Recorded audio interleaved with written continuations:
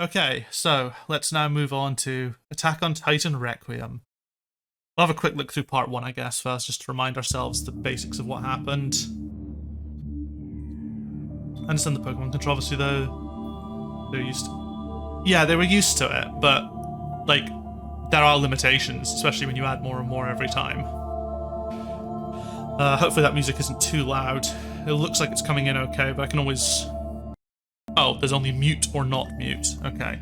So this one kind of covered that what Eren saw at the very start of chapter 1 was what happened in some of the more recent stuff. We see Chad Eren turning up and talking about... This stuff is kind of interesting.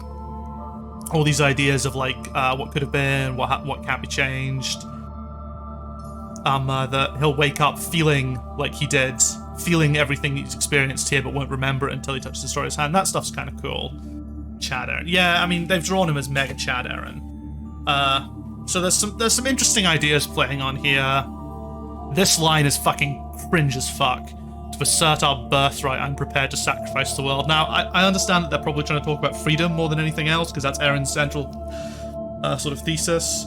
But at the same time, it's hard to ignore the fact that this was made by people on Titanfolk, and Titanfolk is full of fascists and Nazis. So it's really difficult to take this purely with the benefit of the doubt.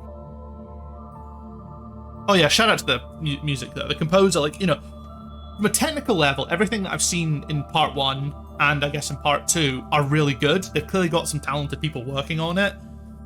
However, I just can't quite separate yet the reason why this exists. No matter how good the ideas they potentially could present are, I mean, it remains to be seen, I guess. I can't quite separate that just yet. I mean, I thought this scene was a little cringe. This looks like a really bad YouTube video thumbnail that's been sort of photoshopped together with characters from all these different sections. So yeah, let's have a look. Let's dive into part 2 then and see. In other words, he went for the ends just for, I mean, sort of, yeah. So it's just a quick spoiler alert, I guess, for the ending and to end. So it turns out, I mean, the ending was a little weird and not quite what I think Isayama wanted it to be, but he felt he wasn't able to quite deliver on what he wanted. But effectively what happened was when Eren saw the future, he basically felt compelled to follow through and see it, and then when he finally joined with the Founding Titan and unlocked its full power, he basically saw all of time all at once. And saw that his friends would defeat him, and don't care if you spoil, I'm just hitting hand, cool. Saw that his friends would defeat him and end the Titans, but in the process 80% of humanity would be wiped out. And that was basically the thing, and Eren had I think Eren, there's a lot of interesting analysis to be had, but a lot of people got upset because some people got upset because it still seemed pro-genocide, whilst I maintain that the Attack on Titan has always been anti-genocide and anti-fascism, but whatever. But the fascists were upset that it wasn't a 100%, you know, Chad Eren destroys the world and the fascists get to live happily ever after. But what it also showed was that Paradis failed to really understand. There was like that sort of bittersweet ending of, despite the Alliance's best efforts to stop Eren, and despite the reign of the Titans coming to an end, or the era of the Titans coming to an end, Paradis continued down its fascist route and was eventually destroyed. And then it looked like we were getting a hint that history was going to cycle again. It was all kind of big. The final chapter required a lot more sort of work to understand its themes, and I feel like I still need a full reread to get them. But yeah, basically the ending upset a number of people, I would say, and it's not like there were so many 10 out of 10 chapters leading up to it, and then I'd say the ending was maybe like a 7 out of 10, so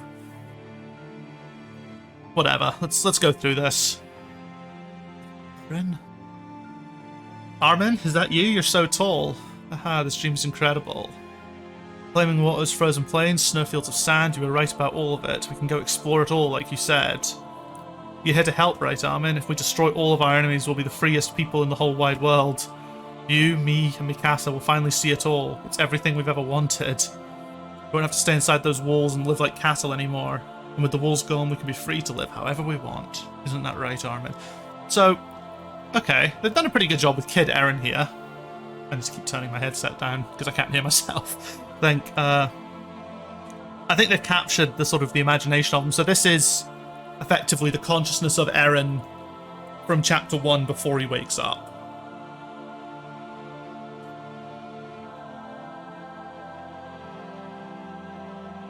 It's not really Eren justify the means, though. It's more Eren hammering certain beliefs into his head in order to let himself justify his actions. But yeah, I mean, the thing is, Eren is like, there's a degree of tragedy, but there is also a degree of evil to him. Like, I wouldn't say he's a completely sympathetic character, but he definitely had to sort of convince himself. There was definitely an element where he just effectively just stopped caring, almost, I feel like. That's why we get the sort of the emo Eren after season 3. Because he's basically become what he feels like as a slave to time a slave to the future at that point.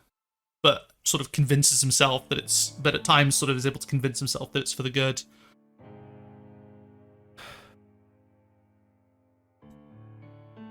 Yeah, so I finally see it all, yep, isn't that right, Armin? No, I'll never accept this. What part of any of this is freedom? Alright. That's cool. I like panels where it's just the character scowling and this is, yeah, okay. You've gone too far. The partial rumbling was meant to tear down the enemy military, not slaughter innocent lives. There are good people out there, children and families, people like us. Eren and I know we'd never be okay with this bloodshed. Think of what happened to your mum, all the hatred you felt that day. Stop this, please. You've changed, Armin. What? In our home and theirs, what difference does it make to you? What difference? There isn't one, don't you get it? We're all just people, Eren. Take away our titles, our history. You'll see we're all the same. That's cool, that little shard. There.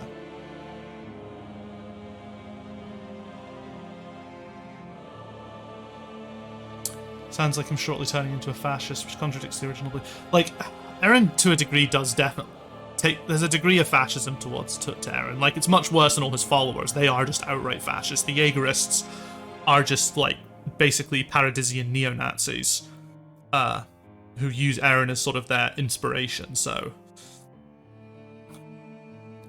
Eren is kind of obsessed with this idea that he basically doesn't have a choice and he just needs to keep pushing forward because that's his future. It's kind of weird. I feel like the ending is a bit messy. There are elements of it that are really cool, but it's overall a bit messy. The world doesn't see it that way, Armin.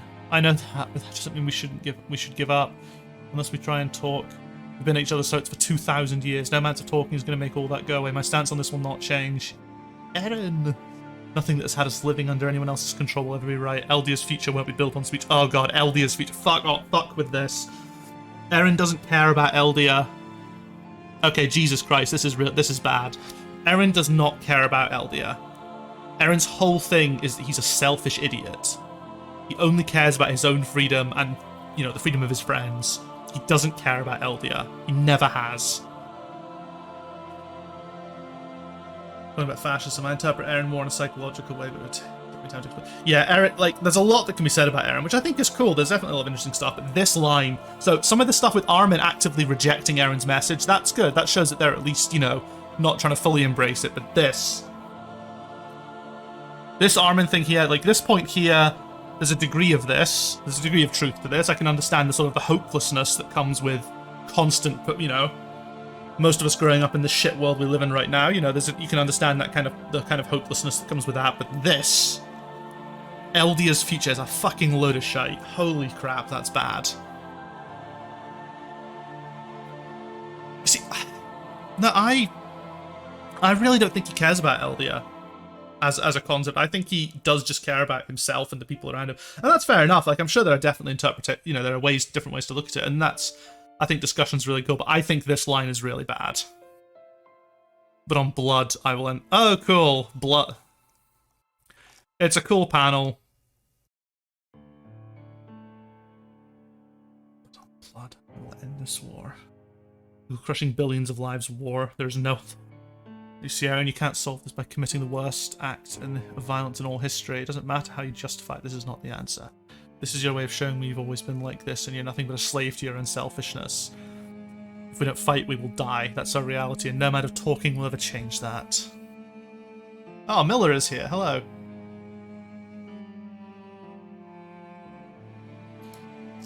Yeah, I don't think there is Miller, I'm afraid.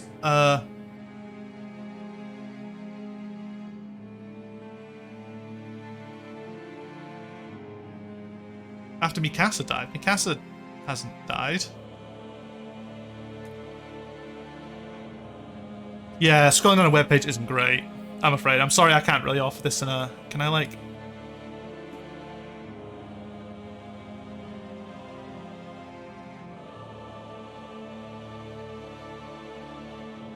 do this in a...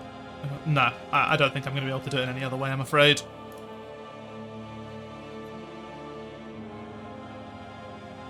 No, Mikasa's the one who kills Eren at the end. She decapitates him. We just leave it to these people to not understand. Well, I mean, these people have probably only ever read manga on a piracy on, like, probably read snk.com, which is scrolling. That's probably where it's come from. But yeah, it would have been nice if they'd implemented something that actually lets you read it like a manga. You're a slave to your own selfishness. If we don't fight, we'll die. Okay, they like to repeat that. It's our reality, and no matter talking, we'll never change that. The world is right to hate us, armor, and we will never stop being devils that can kill them. Not sure about that line either, Chief. So long as that remains the truth, this war, this bloodshed will never end. If you cannot give up your humanity to do what's necessary, then nothing you say will ever change. Okay, so that's interesting. This is going to be like a little callback to like Clash of the Titans arc when he was thinking about what Erwin said about giving up humanity. I'll give him credit, the art has come a long way since chapter 1. Some of these panels are really, really good.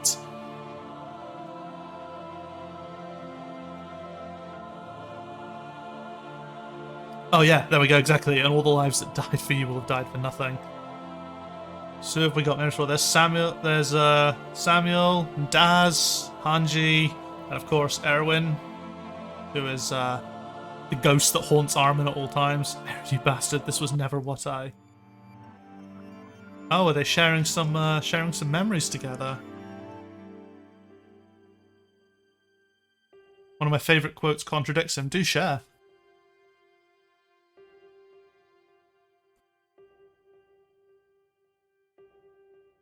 Back then at the ceremony, someday will you tell me what you saw? A family. Having the Queen as a mom would be pretty weird, don't you think? I knew what I was giving up when I accepted this role. My life was never mine to begin with. Whatever happens, I'm glad to have met you, Eren. So anything...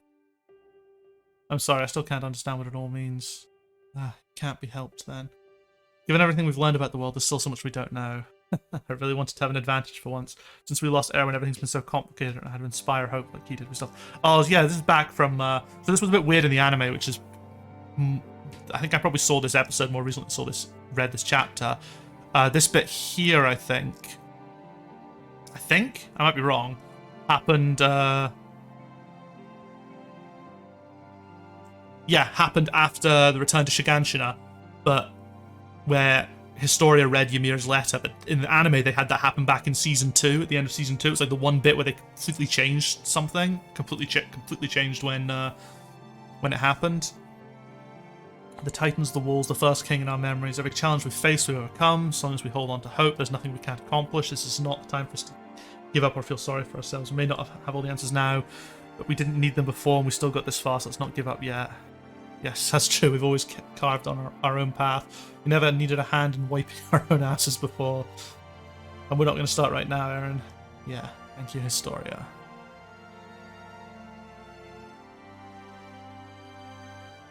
Will you join us for the railroad celebration this week? The kids are looking forward to it. Eren? The Azumabito can't help us. The military's deciding to go through with that plan. I see. You know, the more I see their smiling faces, the more I want that for all of my children. If that plan is all we have to give our people a chance, then we need to accept it. When the time comes, they'll be the ones who decide who will father my children. Do you think it would be selfish if I take back that choice? No. Because you're the girl who saved me that day, the worst girl in the world. What about the others? Do they agree this is our only option? You're trying to get me Eren. Going to war is one thing, but destroying the entire world, that's something a devil can do. That's only something a devil can do. Me to believe when you couldn't even sacrifice Armin for Erwin. You're right, you don't have to believe me. But even you understand there's too much at stake. Then why haven't you told the others? Because they won't be able to do what's necessary. Interesting. Because in this scene here, Flock was a lot more pro-Fash, wasn't he? Already. He already very much had sort of bought into it. I like the idea of him doubting Eren a little bit. I think that's kind of cool. It's a bit of growth for him. Nice touch with Hanji's. Yeah, definitely. They captured Hanji's sort of personality quite well. Better than the anime ever did. Whoever fights monsters should see it that in the process he does not become a monster, and if you gaze long enough into the abyss will gaze back into you. That is a very cool quote, and yeah, it does contradict it. Honestly, I'm not sure someone as sentimental as you is up to the task, but we can't just hope for a miracle either, no matter how you look at it. Us or them, either way you're talking about mass slaughter. Once it starts, there's no turning back. Eren, can you truly commit such an unforgivable sin? I don't care for forgiveness. I've got less than 5 years anyway, I can't waste them all doing nothing. Being a devil is the only way to make change, and I'm glad they become one. I'm going to save Eldia. It doesn't matter if I die, I will not let them steal back what is ours. Jesus Christ. Okay, yeah. It feels much more like Eren is going down like a pro-fasci route approach to what he does, as opposed to the personal freedom route, which is what I personally felt he was always more about.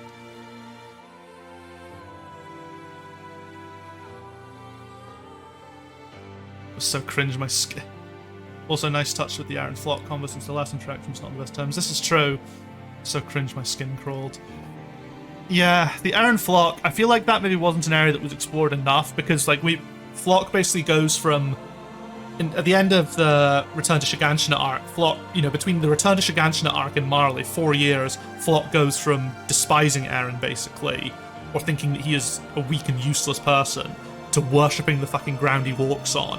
And we get, like, what, one flashback? Where he's already kind of bought into Eren's side. It's a bit... It's tough. That is a bit that's kind of tough. I think turning Flock into the fascist bootlicker that he is, I think that was a correct direction for his character, but having at least that initial bit of hesitancy, and not hesitancy to become a fascist, hesitancy that Eren isn't fashy enough for him, it's kind of a nice touch. Because, yeah, Flock is... I think one of my friends talked about Flock as being the ultimate example of being, war-pilled, I think. The character who isn't meant to survive a battle, survives the battle and suddenly thinks he's, like, super important. And that's kind of the, his character arc. Or his journey, which comes back to bite him. Doesn't matter. How could you say that to me, coward? You think you can just run away from your sins by killing yourself? Everything we've gone through. Doesn't any of that matter? I understand what this will mean for all of us. As you may be able to walk through that hell on your own, but please think about the people who love you. If you intend to go out and die out there, I won't do as you say I can't. Don't make me go through this again. You promised. You promised. There's Frida, there's Ymir. God, Ymir. I wish they'd done more with her character in the final arc. That would have been really cool. The truth is, I'm scared, which is why I want to try and fight for this chance, Eren. What do you think about me having a child? And I'm asking a lot, but I don't know what else to do. I'll find a way, I promise. Wait, what is this? What is this? What's happening here? Like, I need to scroll carefully now. I don't want to accidentally, I wouldn't put it past these guys to draw some fucking TOS content into this. I'm sorry, all I know is that if I don't do this, it will never end. And don't do this alone, I really am the most despicable. I won't tell anyone what you're planning to do, Eren. Everything will be in place, so long as you see things through. Like, sorry, I'm just going back to, is this like some kind of, what is happening here? Is that Flock? Is Flock the father? Is that what's happening here?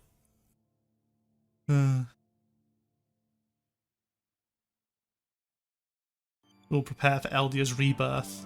After all, we've already gone this far.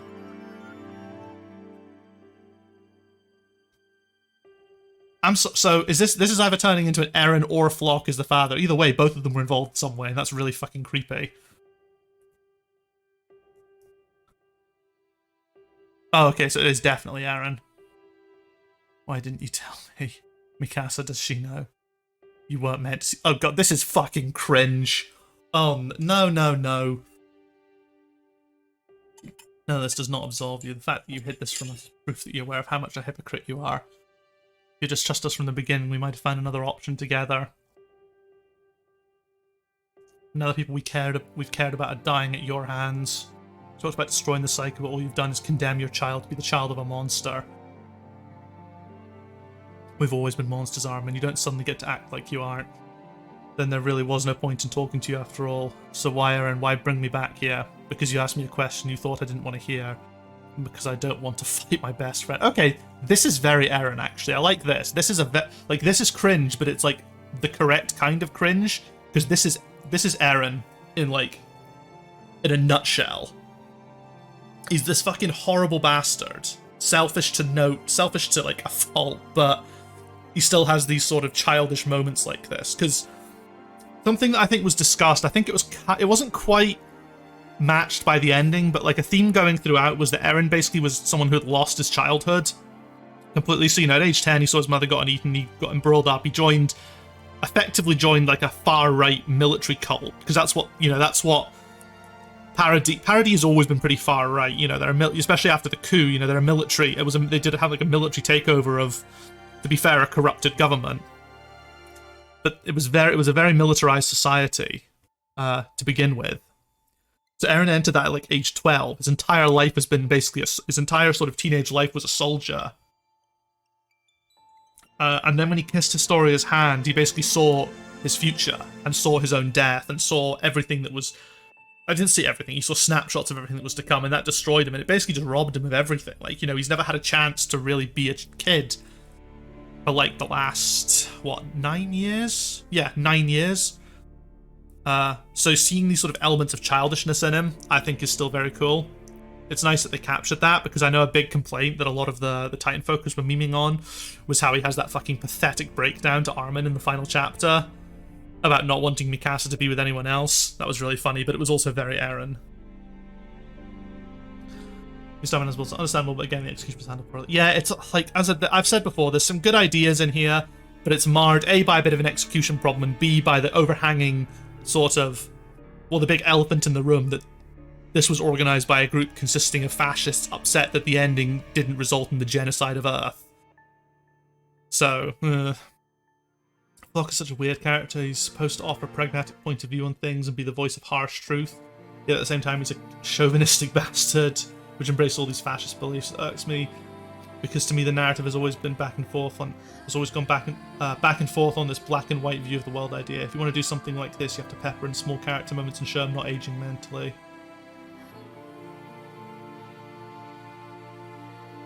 Exactly.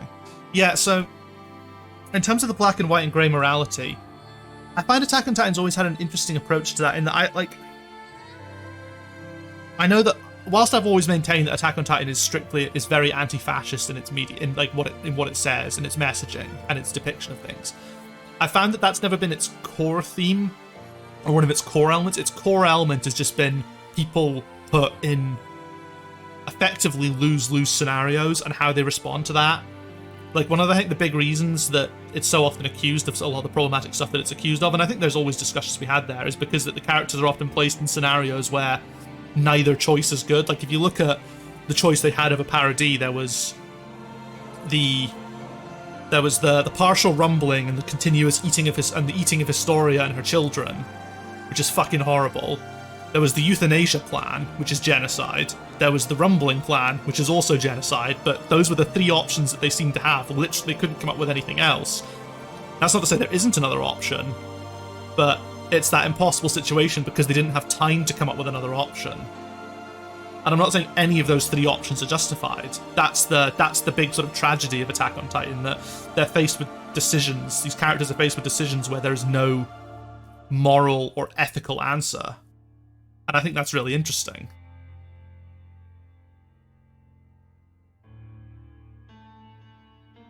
Yeah, but with a series like this, it's nice for the ending to have a win-lose scenario and let the character you created choose. To a degree. I mean, I kind of like my sort of bittersweet. It's hardly even bittersweet. Yeah, sort of bittersweet or sort of vague endings. I kind of like that to a degree. I am also a big fan of character resolutions. Like, I'd have been happier with the ending if they'd just shown what happened to all the other characters. Like, I want to know what happened to Yelena, goddammit. So yeah, I don't want to fight my best friend. Cringe. But good. And when you said you wouldn't take our freedom to stop you, that hasn't changed. Even after all this, the choice is still yours. We were right about one thing. I was weak and I was afraid to do what was necessary, but not anymore. I'm going to stop you, Eren, even if I have to kill you. Okay. What happened to Sasha? Sasha died. I'm afraid. Sasha was killed by Gabby, who was one of the best characters in the series, so it's a toughing.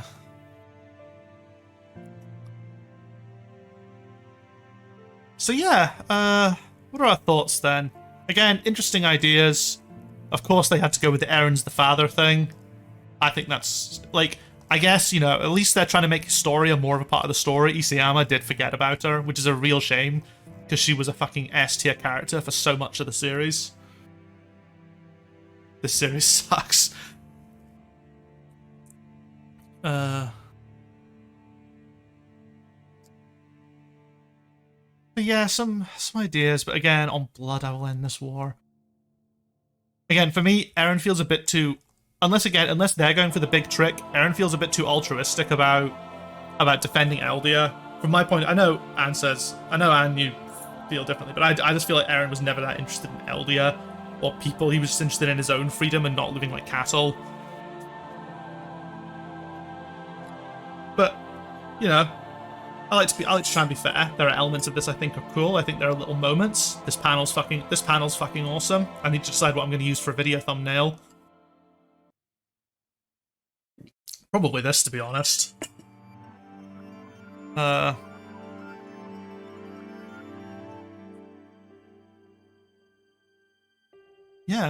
This wasn't going to be a long stream. It was more just to go over this, have a read through it, see what everyone thought. So, what are people's thoughts? He's not. Eren was the flat note.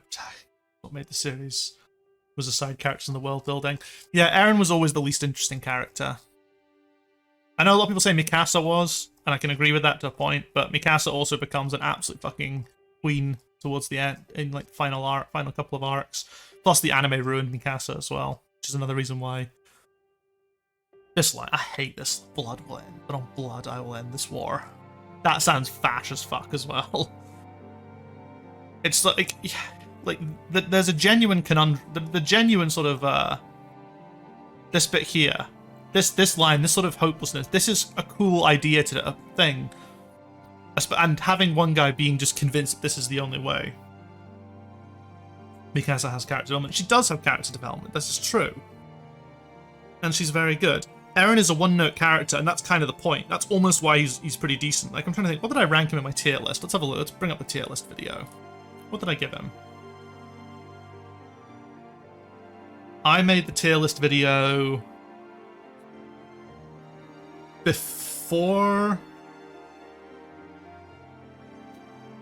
Yeah, I made the tier list video before the bonus pages, I think. So... Oh god, my face is in this. Please ignore my horrible stream setup. Let's see, Eren Yeager.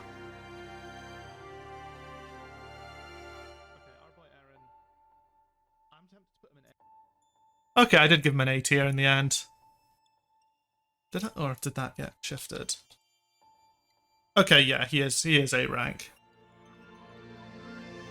It's understandable. No, I also believe Eren kind of cared more about his freedom than anything else. It's just that I integrate the idea of Eren caring about Eldia with the framework of his... Okay, yeah, no, I think that's fair. I think that's fair enough.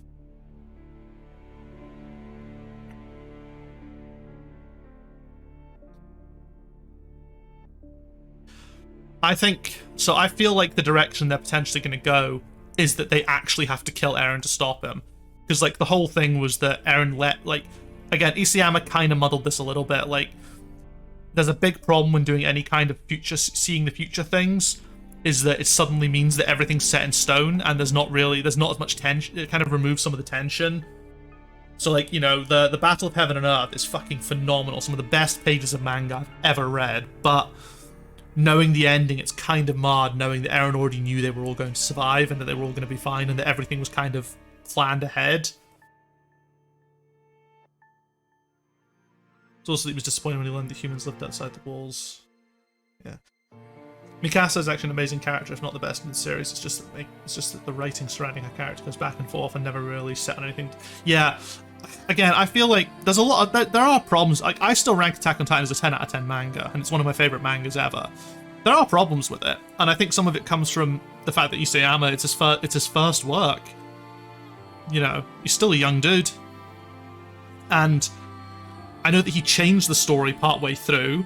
I don't think that affected that much based on when he changed it, because I think he changed it during the during the Clash of the Titans arc, maybe? I think he said. I can't remember. It was a while, but it was way, way back. Where he sort of changed how the ending would go. But I feel bad for the guy more than anything, partly because, like he said in interviews, that he just felt like he wasn't able to end his series. Like, it was just too much. There was too much build-up, too many things coming together. I personally wonder if he could have just done with a few more chapters, maybe like 5 more chapters or something, would have maybe helped. Why didn't he just use the knowledge to win? Well, that's the big thing. So the real story of Attack on Titan is that the founder Ymir stayed in paths over like a weird Stockholm syndrome love for her captor, King Fritz, and that she was waiting for someone to be able to break this. She was waiting for someone who experienced the same level of love towards someone to be able to break away from that love in order to free her, and that's what happened. So when Mikasa killed Eren, Ymir was then finally able to free herself from paths. And effectively, Eren was just a pawn of the future that would eventually lead to Ymir's freedom when Mikasa killed him. So he was effectively just living, basically just going along with it to ensure that a future happened that he'd already seen. That's the basic sort of understanding. Yeah, I mean, the Ymir stuff's really weird. It's very vague, a bit too vague. That's kind of like the surface level interpretation, I guess. Be honest with you all, to explain too briefly my psychological view. Eren is a narcissist, like he really does suffer from personality disorder.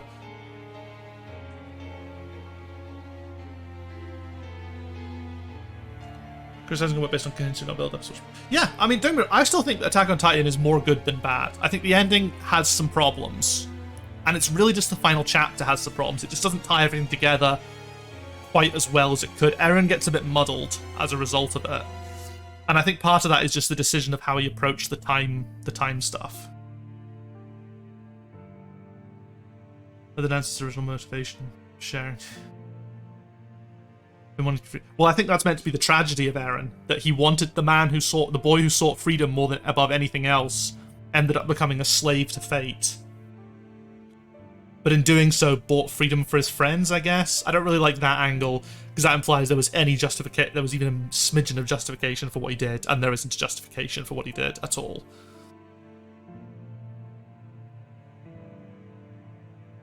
As an idea, I think Eren being like a tragic character is kind of cool. I just don't think it is very well executed, because he kind of goes way too far in that, in his decisions.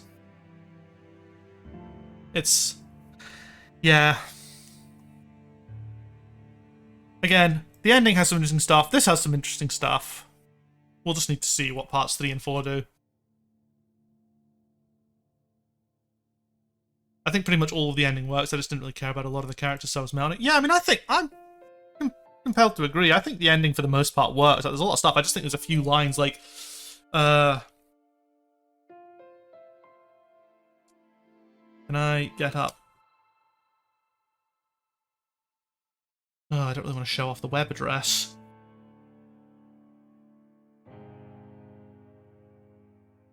How can I do this in a way that won't... Oh wait, I know how I can do this in a way that won't show off the web address. 2 seconds.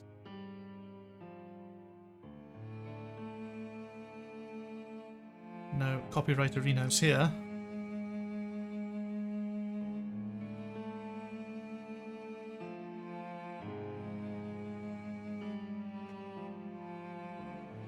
So we all agree Piek was the best character. Piek is one of the best characters. The best character is Reiner.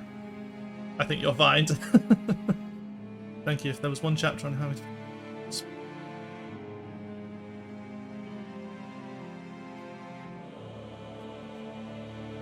Piek is great, though. Like, you know, I'm going to quote Kyle here. People like Piek because she's hot and lazy, and that is 100% legitimate. So, some of this stuff is okay, I guess. This isn't the best. It makes sense, this bit, Eren pushing them away to a degree. But just for this, it's still far too much. Destroying 80% of the world? Nah, it's too much. It just doesn't quite. It's too much of an extreme, and also I don't. If Eren was a slave to fate, I also don't agree with the fact that he was doing any of this to make them heroes because he'd already seen what fate was. Because all, yeah, it's this conversational stuff with Armin isn't the best, and I think this is where Isayama struggled the most. You want to talk waifus? Let's talk Love Live. Listen, Attack on Titan is full of waifus. Everybody knows this.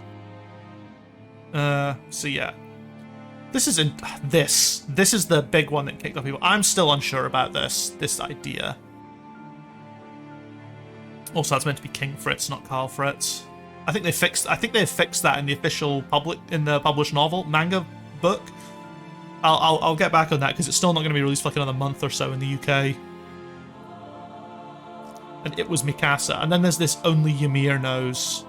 Only Ymirs know that one. This is kind of like, it's a bit of a write-off again. A few more chapters.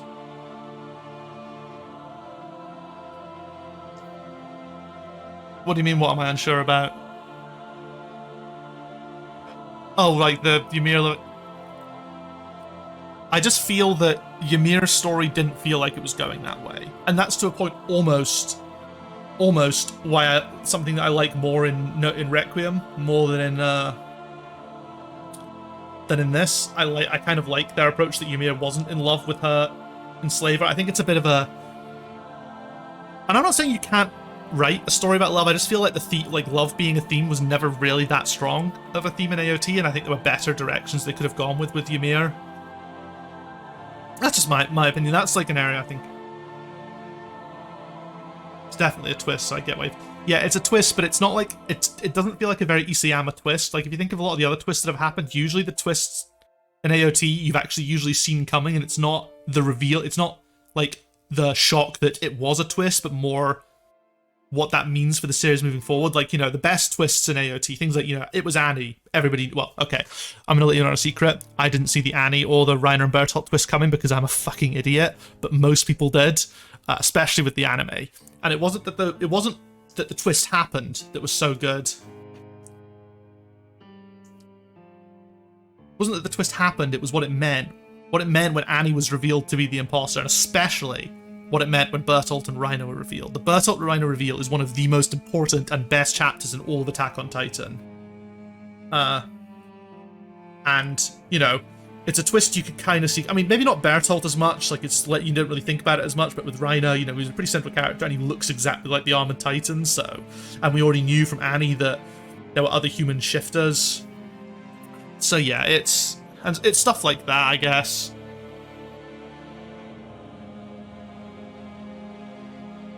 Yeah, love ties into Mikasa, who's the worst character. I found Tragedy brought about from love was more prominent than love itself. Yeah. I just don't think it really fit the whole thing of Ymir being imprisoned in paths for 2,000 years, literally just waiting for a girl who loved a guy to break away from that love and, like, be able to break away from that love, that toxic love, and kill him, I guess. It just felt a bit weird. It just, for me, felt a bit... You know, as the central, as like the revealing it as the big theme on the last chapter of the series just felt a bit, there wasn't quite enough work there for that.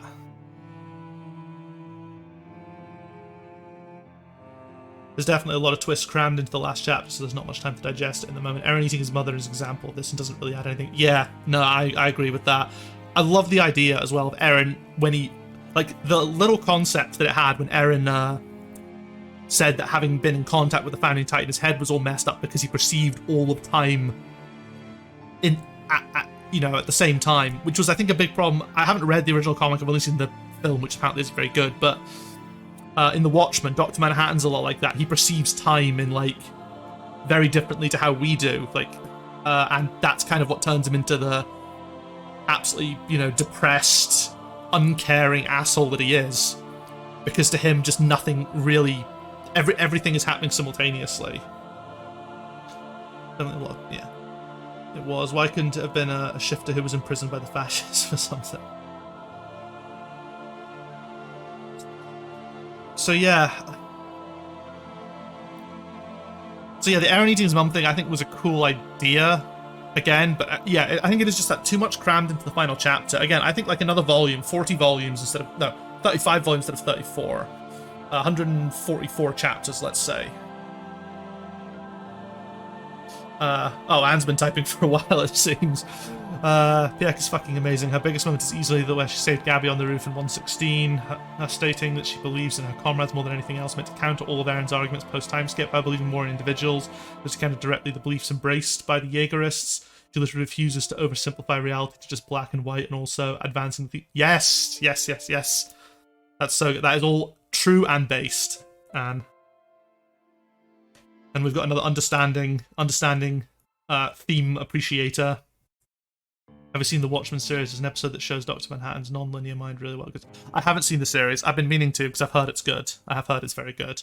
I also heard it upset a lot of white supremacists, which is always usually a good sign. She believes in human bonds rather than the cold one-man army approach Aaron chose, which also led to becoming extremely pessimistic about the world in the first place, or even being a prophet who awaited for this, who denounced fascism. Waited for this. That's fascism to help them find a new civilization. I know who your wife. Listen, Pieck is a really good waifu. Like, I would say that she's up there. For me, it's Petra, but Petra's not been relevant for 100 and something close to 100 chapters at this point. So yeah, I was just going through the final chapter really quick. So yeah, some of this stuff isn't great. This bit again, it could have been. Wasn't Bertolt's time to die yet? The one who let him go and made don't go that way was. This is cool. This is cool, but it comes a bit out of nowhere. I feel like having an entire chapter just talking about the non-linear memories Erin's experiencing, that would have been fucking pog. Here we go. Pathetic Erin that made everyone really mad. Okay, stuff. And then after we get out of this, so once we go past all this, once we get out of here, oh, there's that fucking cringe as fuck line. This could have been written better. This is the line that made everyone this is the line that made a bunch of people who haven't read the series convinced that they were right to not read it because it is actually about fascism, lol.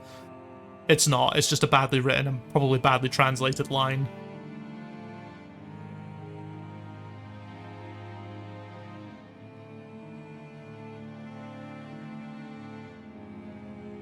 I do not have one. No one.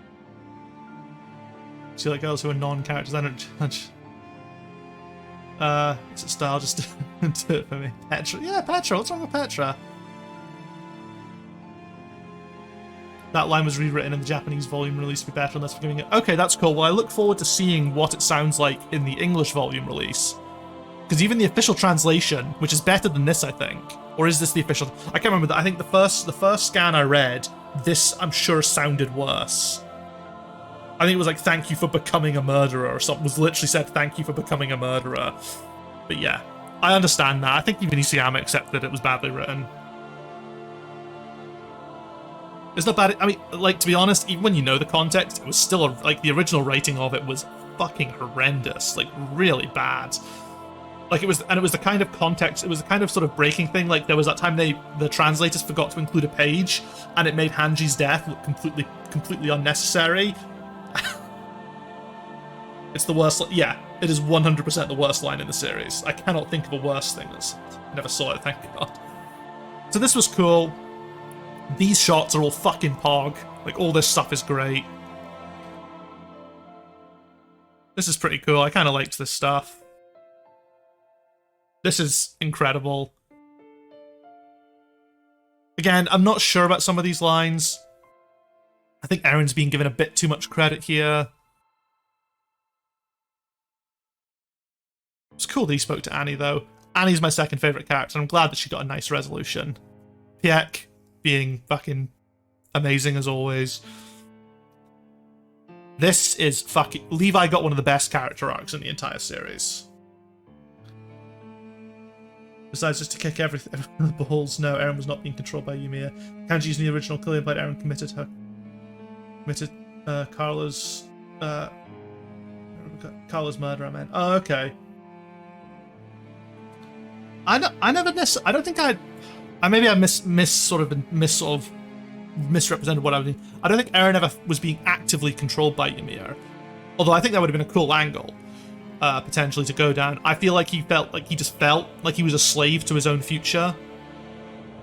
And then when he was sort of stuck in seeing everything that had happened, he had to make the future come true. Would have appreciated a few lines from each character saying thanks, Aaron, but it's inferred they just yeah, exactly. A lot of there's a lot of, you have to read into it, but you have to read into it a bit more, and especially look at the previous actions of everything they've done up to that point. They're not suddenly going to forgive him for being genocidal. It's understanding. Alright, Annie was a good villain, but too flat. I don't really know. I don't know why I like Annie as much as I do. Her rumbling arc appearance, she's really good in that. She's Annie is at her best once she gets reawoken from her crystal. Yeah, I'm a big fan. I quite I just really like her character. I like that she kind of she was forced into it by her, the whole forced into it by her father. I like women who can kick my ass, be honest. I mean, this is true. This is completely undeniable. I mean, but, my top... Who did I put in my top 5? I think, what's my top 5 again? I think it's Reiner, Annie... What was the order? Reiner, Annie, Pieck... No, Reiner, Annie, John? Pieck, Gabby? Or Gabby, Pieck? I can't remember. I think those are the 5. I can't remember the exact order. You're just like, Kyle, you just like... Listen, what is with the hate that's going on right now? I'm just, you can have a favourite character. You can have lots of favourite characters. What did I put for my order? Okay, so I said Reiner, Annie, Jean, Pieck, Gabby was my top 5. So there we go. That's the order. So Levi's character arc was fucking phenomenal. This whole thing is great. Look at the tear. Look at that fucking tear. It was so good. It's joking. Because needing friends comes naturally. This little bit with Sasha was super cute. There was a lot of good stuff. This is, funny as fuck and great. This is really nice. This lovely sort of reunion. This stuff was okay, I guess. Of the added panels, these ones were a bit less necessary, I guess. This stuff was cool. The final, they finally resolved something by talking it out rather than fighting. Armin takes the fall as the man who killed Eren Yeager. Yeah, this is cute. Farmer-kun, who everyone got really mad about. Parody fascism. One thing that's really interesting, actually, is the 80% of the world. It's like there's all these there's all these refugees and stuff shown here, but the way the rumbling functions, surely the 20% that weren't affected were just not affected at all, because the rumbling isn't something that hit everywhere simultaneously, it's spread out, so the 20% that weren't killed would have just been the 20% they hadn't reached yet, which would have been whole nations. Obviously there could have been the odd survivor, but yeah, just an interesting thought. Paradis is fascist, apart from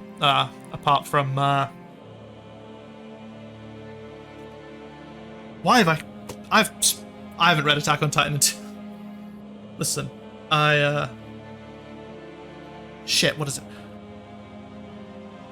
Hitch, I'm so sorry. I cannot believe I forgot her name. But yeah, Riko's a fascist, which is a shame. Hitch isn't. She doesn't care. This whole world without Titans thing, they're going for negotiations. The negotiations clearly break down. This is all cute stuff. I mean, Reiner sniffing the letter is a bit weird. Again, another glow up for everyone. The big glow up for Gabby and Falco. Look at these two. With Papa Lever. Yeah, there's a lot of great stuff in this final chapter. This stuff is great. Oh yeah, and then we got the extra chapters. This stuff was a little bit weird. I kind of like that it was grown-up Ymir, and we got to see the alternate history of what could have happened. Again, I feel like it's something that needed just more expansion. Mikasa married Jean, clearly. I really like this. I like that it showed that Parody didn't learn. I think that's it's a really horrible, bittersweet thing. That, the Titans are gone, but that didn't change man. It wasn't the Titans that, the sort of idea that it wasn't the Titans that were the reason for all the suffering in the world. It was man's own ability to just destroy each other, or man's constant obsession with killing each other. And then we got this sort of potential, sort of cyclical nature thing. Levi could have had another ending, implying he might have died. I can believe that. But at the same time, Levi's big thing was he's the man who everyone else dies, but he can't. Should have ended after Armin confessed. Messing with friends comes back. Cool that the only good characters are together going on adventure. Yeah, like, I think one thing I really think should have happened is they should have, like, Isayama is terrified of, what is it, as Kyle says, Isayama's a coward. Armin and Annie, come on. Like, come on. They hinted at it, and then there's nothing. Nothing. It just leaves us hanging in the final chapter. That is something I'll never forgive that man for. Also, if I remember correctly, Sam said Levi could have had another ending and might have died. I wonder if he was going to let all the ones from the previous generation die in order to let the young ones grow, which could be quite bad for Levi's character. Yeah, I don't think Levi dying would have been a good thing. I like that he's kind of like, he's forced to watch everyone else die. Like, that's his kind of thing. Killing Levi would have been a great story. I still don't know if it would have been great. I mean, maybe story-wise, but not thematically. Like, Levi's whole character arc is that he can't die. Like, that's his thing.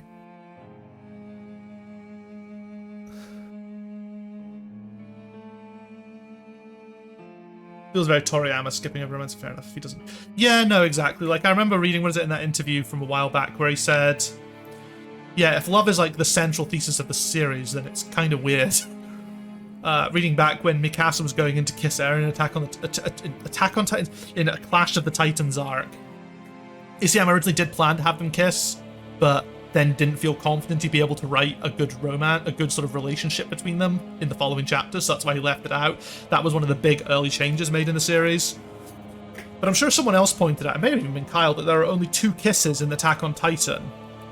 Only 2 kisses in Attack on Titan. One of them is people kissing in Ymir's village shortly before or shortly after they've been attacked. I think she sees like a wedding or something.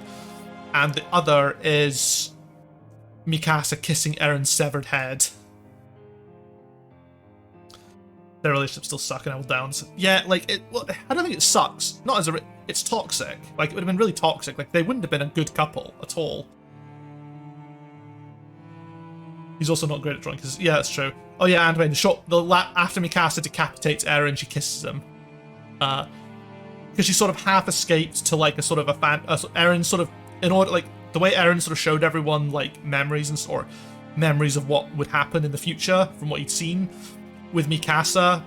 I don't know if this is, Mikasa showed something different. He showed her what would have happened if she'd made a different decision when he asked her, and basically showed her the last 5 years, them living together in the woods for 5 years. And it's sort of, she's sort of experiencing this vision right before she kills him. So there's this, it's really fucking weird. I will only ever accept Eren X's story at Eren X Armin. Eren X Armin would have been good. I'm a cart and horse fan personally. That's my shit.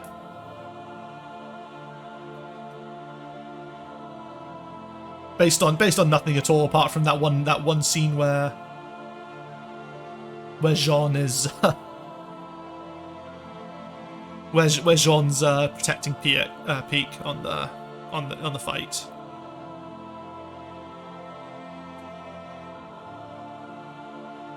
Go sit in the corner.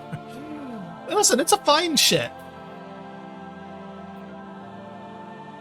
So yeah, I know they've added some other stuff to this, like theories and analysis, so we can read that, I guess. Enemies of humanity, the lamp and the apple abridged. Oh, there's a video that everyone can go watch as well. I actually don't know if I can sit through all this. It's written Spanish writer Jose Ignacio, which was originally posted on Facebook after the release of 130. I translated into English. AOT No Requiem took major inspiration from this work. We made a condensed version of this article to be more helpful to people. Yeah, I'm not sure if I'm going to sit and read through all this on stream. I intended this just to be a sort of short little fun stream where we go over the... We'll go back to part 1, so we have some different music.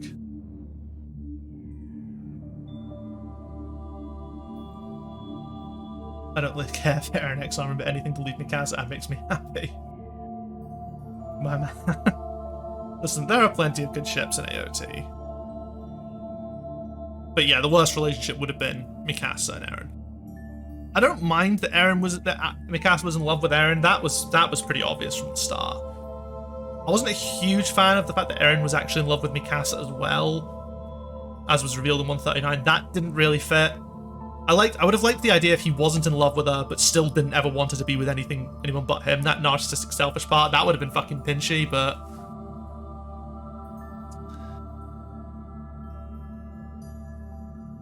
Yeah, my own A&R is still the better one. Guess I'm the only one that likes Mikasa X Eren. No one ever, like... you can like what you like. Mikasa's too good for Eren. I think that's the big thing.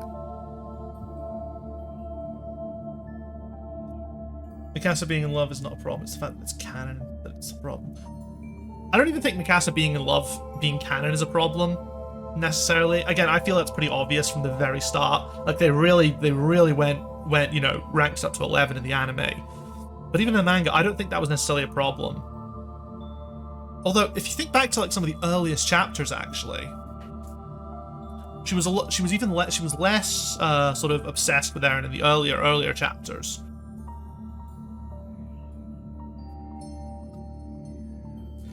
Eren liking Mikasa as a background element that's rarely shown, so ending the series focusing on that is kind of yeah, absolutely. Like I have no problem with the idea of Mikasa having to struggle to break past her complete adoration for Eren, obsessive adoration for Eren, in order to kill him. That's cool. Condensed as an idea, that's really cool. Eren liking Mikasa as a core element of the final conclusion kind of sucks.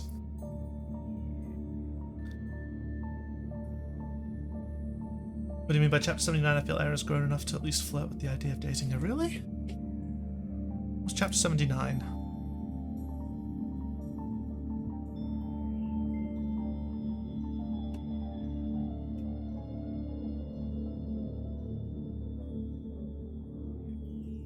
I always never felt that he was that interested in anything.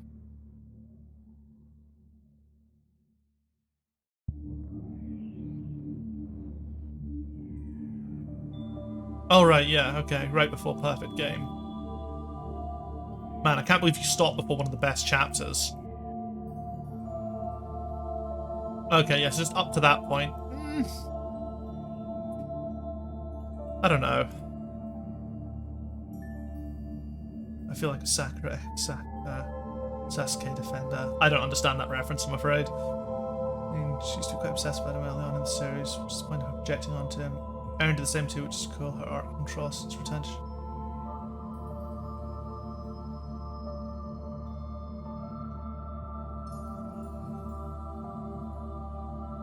I haven't watched Naruto now or read it. I'm afraid. I don't read popular stuff. Quite obsessed about him early on in the series. Okay, I guess true. I didn't feel Eren was that obsessed about her though. I mean, there was a bit of projection, but I always thought Eren always treated Mikasa as like, you know, you're not my mom, stop telling me what to do, sort of thing. Listen, I read AOT before it was cool. That's a big fucking lie. I started AOT before it got mega popular. Like, I started it before the anime came out. I then put it on pause. I don't read popular stuff on it. Okay, yeah. No, I do read the odd bit of popular stuff. It's just nothing really. It's just I've seen like nothing jumped out to me from Naruto when I saw from everything I've seen. Maybe one day when I've got nothing else to read. Need quite a lot of time to explain. That's fair enough. As I said, I'm sure we all have different interpretations. Mine are probably not very good. I'm just here to have a bit of fun reading this and seeing if there's anything cool to come from it. Bonus posters. Fucking hell. This is kind of cool. I mean, this is just a coloured version of the manga, isn't it? Or is that an original piece?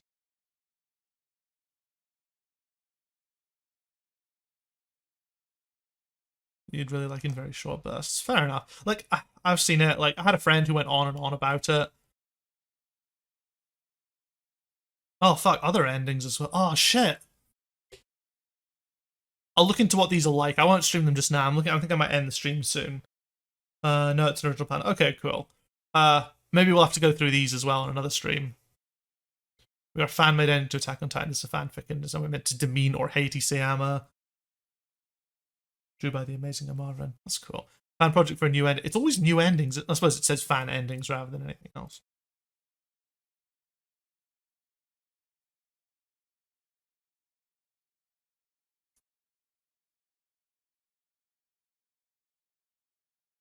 Oh. Oh no. Oh no.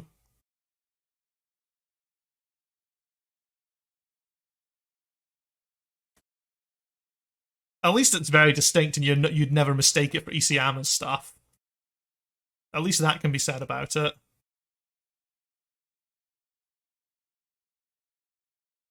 Oh, is it doing like a pro... Some of these Titan designs are cool as fuck, though. I'll give them that.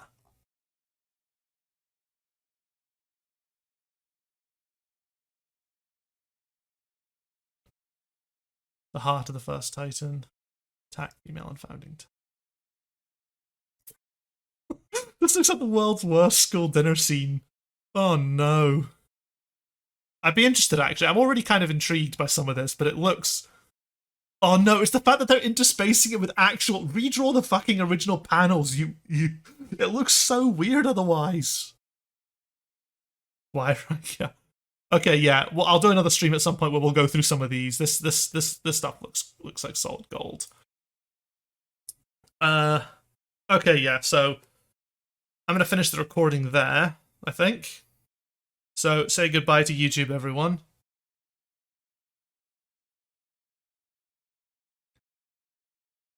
Looks like 1 hour. I still like the theory of the parasites coming from meteorites falling from Titan. That's cool. Yeah, all sorts of cool stuff. By you, Mama Susan. Bye, Mama. Oh, sorry. Bye, Mama Susan. Okay, recording ended. Goodbye, delusional fucks. Listen, if I get anywhere near as much hate... I mean, I didn't get hate. Like, if I look at the stats, I think, for that, it's my most popular video, and that's really not saying much. Wait, let's just actually find it first of all. How the fuck do I do this again? Oh, wait a second. I just go to my channel. Videos. Sort by most popular. And I have a feeling that a lot of this popularity, quote unquote, joking, of course. So yeah, 700 views compared to the next highest, which is 146. Possibly because I opened by talking about it being cringe.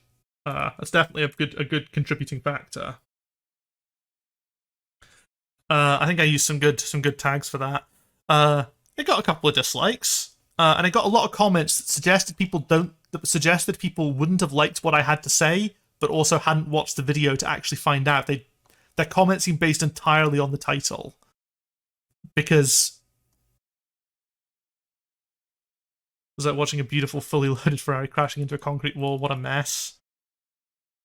Oh fuck, that comment got almost more likes than the video. Okay, well at least people aren't actually disliking it, they're just showing up and not liking it.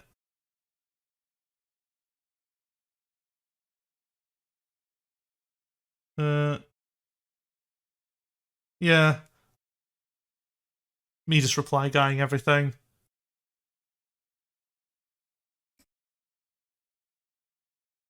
So yeah, it did okay. As far as my videos have gone, it was alright. I don't ever intend to be like a big YouTube boy or anything. I do my little streams. The cringe word was a good move. Classic move, be an asshole to valid criticism.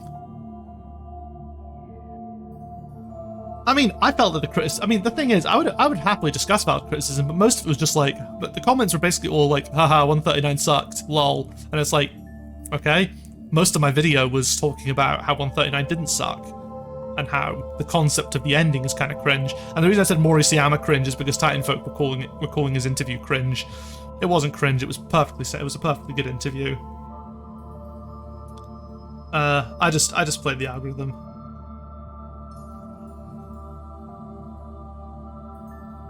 So why are they complaining? The two main complaining, I mean, there are a bunch of people complaining for different reasons. Eren not being the father is one of them. Eren not actually destroying the world because he's a fascist is one of them. The ending in general is one of the major ones as well. Basically, almost everyone was upset when the ending came out because it wasn't anything anyone really expected to happen, because it didn't have any kind of lead up to it. It just happened. Whilst all the sort of the major theories were based on all the clues that had been sprinkled throughout, and they just weren't really there, and it just didn't really have that kind of payoff. It's a shame, but it happens. Like, I know that like a bad ending can ruin an otherwise great series. I mean, Game of Thrones comes to mind, but Game of Thrones wasn't just a bad ending. Game of Thrones was 2 really bad seasons, followed up by an atrocious ending. Attack on Titan was like dropping 10 out of 10 chapters for months, and then had a not the best ending. But if he destroyed the world, what would all the build-up to suggest otherwise? I don't really know. I mean, people thought the Alliance was cringe as well. The Alliance that formed to take him down, they didn't like that. Like, they didn't just hate the ending; they've been hating on like the whole rumbling arc. Titanfolk users being equivalent to Tumblr girls being obsessed over their ships is pretty funny. There is a degree of humor in that. Going on Titanfolk, I've unsubscribed to Titanfolk. Like, now that the series is done, it is just bitter Nazis complaining about the ending.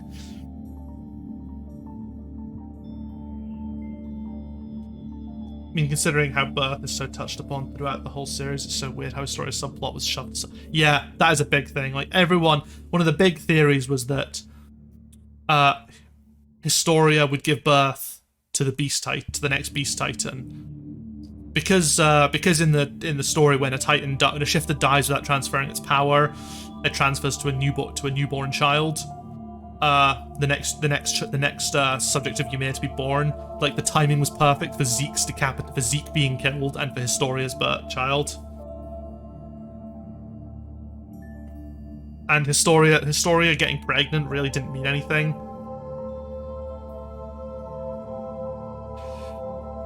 Like, it was just basically the device to stop the government from enacting its plan. Like, the reason she gets pregnant when she does is because the government want to turn her into the Beast Titan. They want to have her eat Zeke and turn her into the Beast Titan, but they're worried that if they have her do that while she's pregnant, something could go wrong, because they don't know anything. There's no data. They don't have any backup on that. Really wish I could use GIFs now. So basically she gets pregnant in order to kind of prevent that from happening, but it seems that she does genuinely love the farmer, so that's nice. But people were speculating it was like a tactical child with Eren instead, but no, she just got together with the farmer who, when they were kids, used to throw stones at her. I wonder how someone who reads the series for the first time without knowledge of the series and monthly speculation will feel like. Yeah, that'd be really interesting. That would be really interesting, because, I mean, what we had was we spent every month going, okay, this is the Historia chapter, this is the Historia chapter. We'll see that when the anime ends. Yeah, only weekly speculation at that point, I guess. I had quite a lot of problems with the final arc in general, from pacing to characters, but that might just be... There's maybe a bit of pacing problems. I feel like it definitely could have been a bit, like...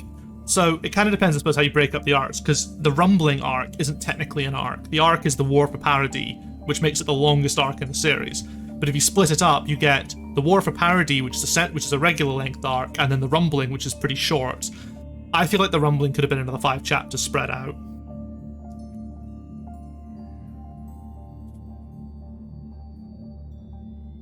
Anime onlys will tell us. Onlys will bitch on Twitter. I look forward to seeing the anime only's reactions to it.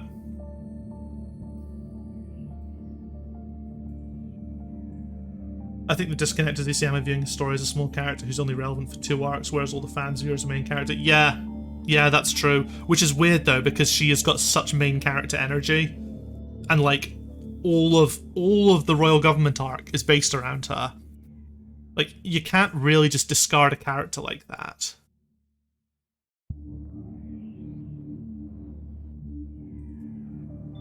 I still think everything from chapter 91 to 123 is all the Marley arc. Oh, interesting, okay. Because I thought it was like 91 to, fuck it, I think 91 until the final, until like the flashback after the attack on Liberio. I think that was all Marley, and then after that it's the War for Parody. But then I would put chapter I think chapter 121, maybe 120, 121, as the start of the Rumbling arc. Basically the chapter after Erin's founding titan appears. I think it starts with a flashback to their visit to Marley. Historia could have been a great main character though. Like, even Berthold was brought back. What? Yeah, Berthold getting more time than Historia at the end is a fucking crime. It's unusual because she's the only character who stays alive and gets so little after being relevant. Yeah, it is just really weird. The fact that Sasha gets almost more relevancy in some points, like, you know, they get I don't know. I just think it's a shame. I think Isayama just struggled to know what to do with Historia. I think it would have been really cool for her to just, you know, it would have made no sense, but it would have been really cool for her to just fucking gear up at ODM and join them in the fight against Eren. That would have been Pog. It would have made no sense, but it would have looked cool. Whereas in other series like Dragon Ball, One Piece characters will be left behind in other locations and become less relevant, yeah. I once saw someone suggesting the final arc may be called the Forest arc, tying everything up, but then the true final arc happens. Yeah. Yeah, it's a... I don't know. I still think it's a great series. Overall. There are mistakes, there are problems, and those are worthy of criticism. But overall, I look back on Attack on Titan and think of nothing but and think that was good. That was a good. That was like a good time spent reading, and I would happily reread it. I think. I mean, my favorite arc is Clash of the Titans, so, you know, my favorite arc is before anyone had any problems with the series. Which is weird considering most of my favorite characters don't get their moments in Clash of the Titans, but I think besides Reiner, I guess, obviously. Yeah, Historia was unfortunately forgotten about. It's a real shame. And I wish we could have maybe got a bit more closure of the endings for some of the characters. Yeah, another 5 chapters would have been good, I think. Another 5 chapters could have really fleshed out some of the ideas in the Rumbling arc. I don't have a huge amount of issue with the pacing. I mean, I guess maybe there's a little bit during the fight, during like the actual battle, on top of the Founding Titan, but we'll see. Yeah, I still quite cherish it, but I personally can't admit that I'm as happy as I was.